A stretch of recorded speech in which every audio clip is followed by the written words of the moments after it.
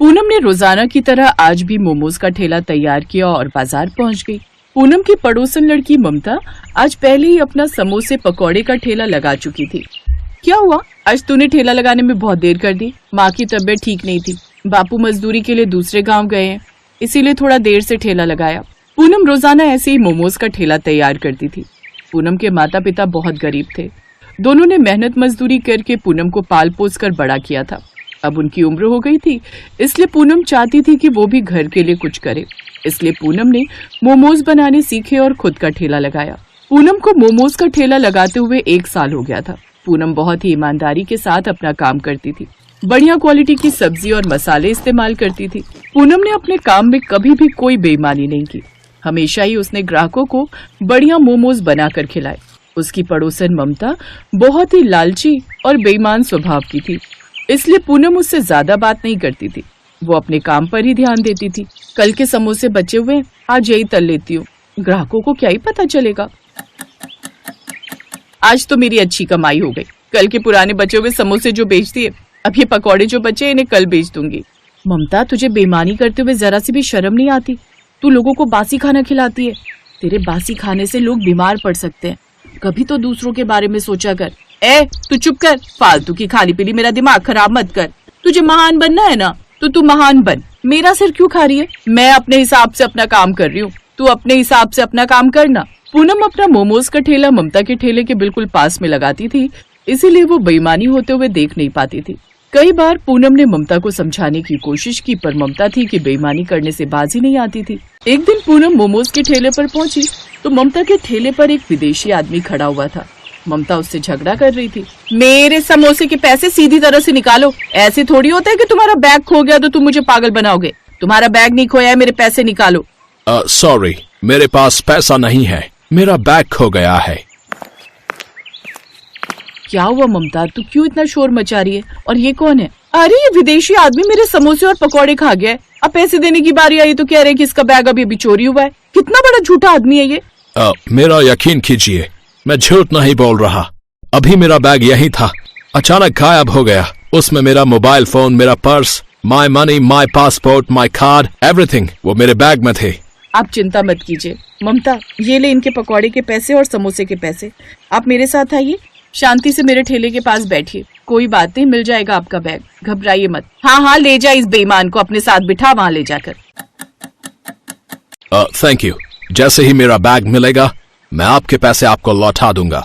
कोई बात नहीं सर, आप हमारे देश के अतिथि हैं और अतिथि तो भगवान का रूप होते हैं। थैंक यू पूनम, तुमने मेरी बहुत हेल्प की।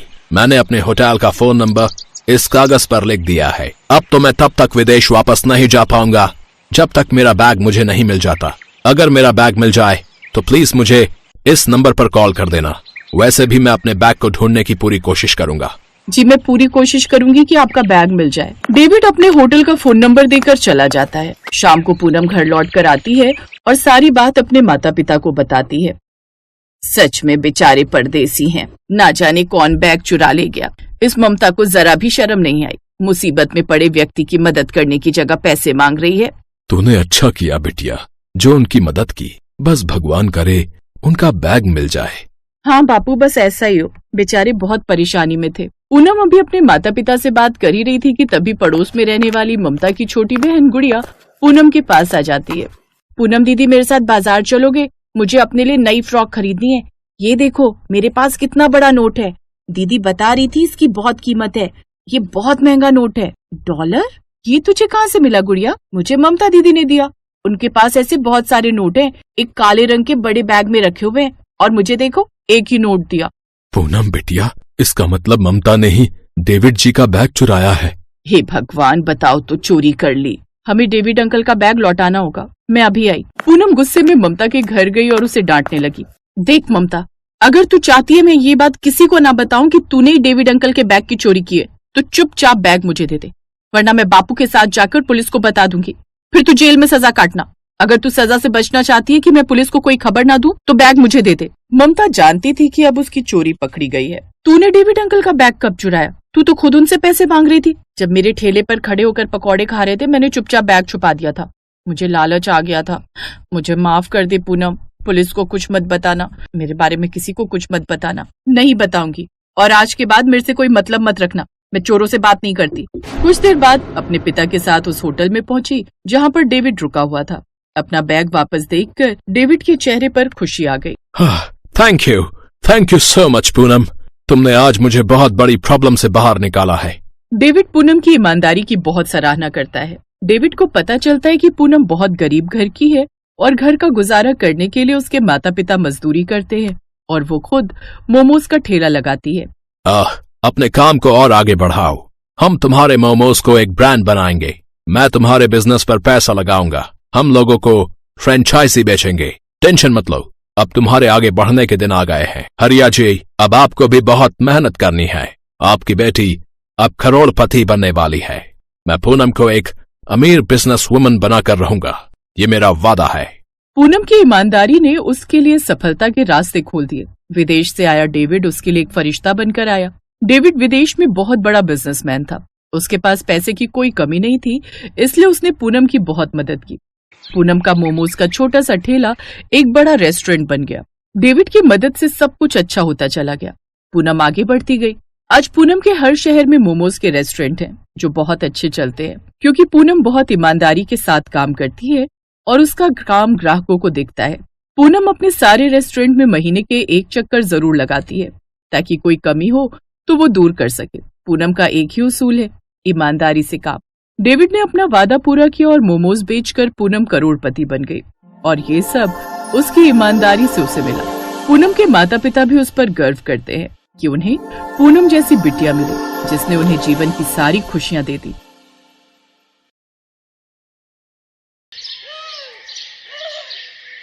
रूपनगर में सीमा अपने बड़े लेकिन गरीब ससुराल में रहती थी। उसके ससुराल में उसके सास ससुर, पति और 4 साल की बेटी रूही थी। सीमा का पति अशोक एक फैक्ट्री में गार्ड का काम करता था। एक रात काम पर जाते वक्त उसका एक्सीडेंट हुआ और उसके दोनों पैरों में गहरी चोट लग गई और कुछ महीने के लिए डॉक्टर ने उसे बेड रेस्ट के लिए बोल दिया था।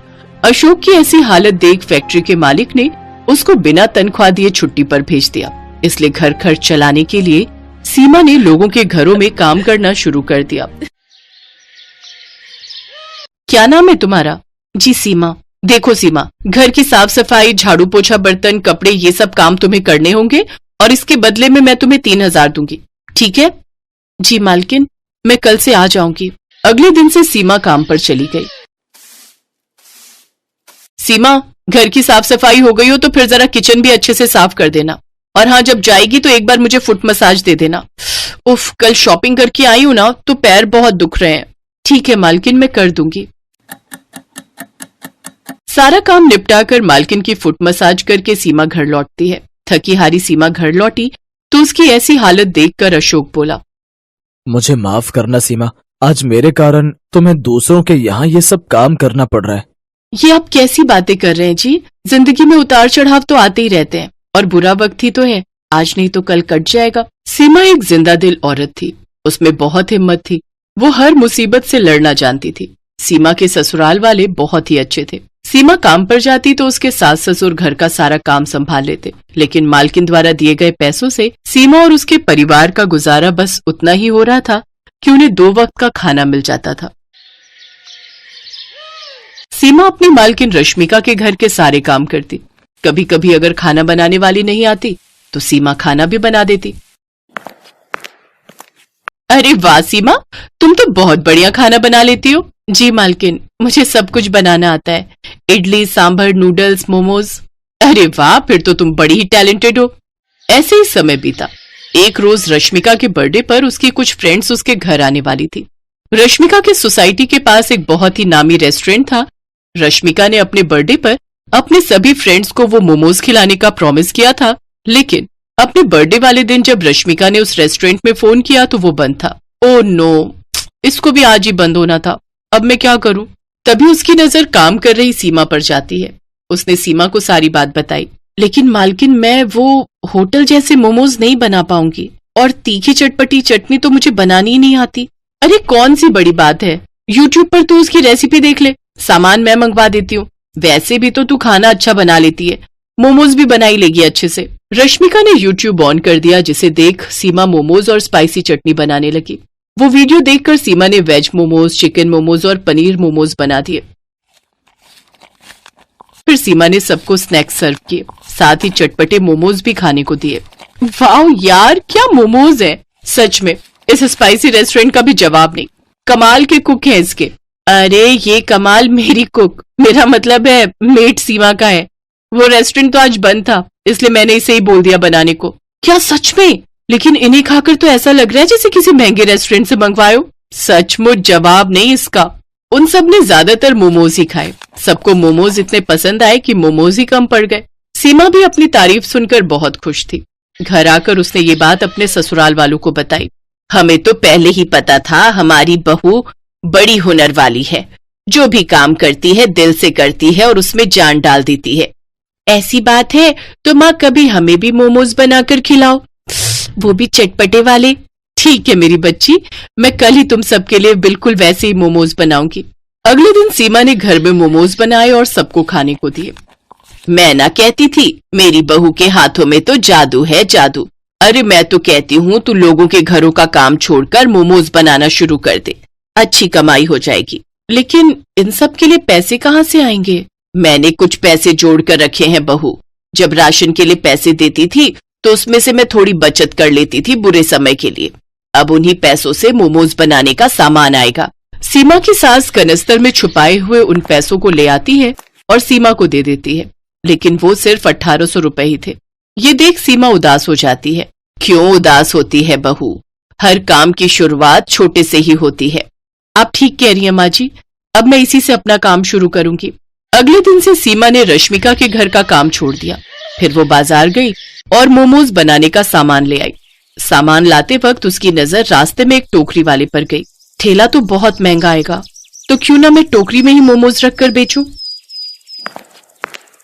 ये सोचकर सीमा ने टोकरी ले ली और घर आकर सारा दिन मेहनत करके उसने मोमोज और चटपटी चटनी बनाकर तैयार कर ली। फिर शाम को सीमा अपने सर पर मोमोज और चटपटी चटनी के साथ में म्यूनिस से भरी टोकरी लेकर उन्हें बेचने निकल गई। वो गली मोहल्लों में घूम घूम कर चटपटे मोमोज बेचने लगी।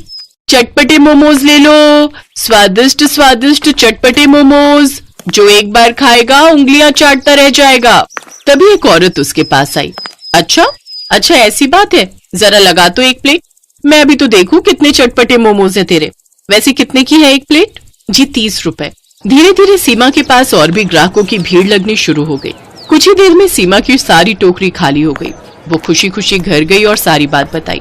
अगले दिन वो और भी ज्यादा मोमोज बनाने का सामान ले आई। आज ग्राहक बेसब्री से उसका इंतजार कर रहे थे। कल इसी वक्त तो आई थी वो चटपटे मोमोज वाली, ना जाने कहाँ रह गई। मेरा बड़ा मन कर रहा है उसके हाथ के मोमोज खाने का।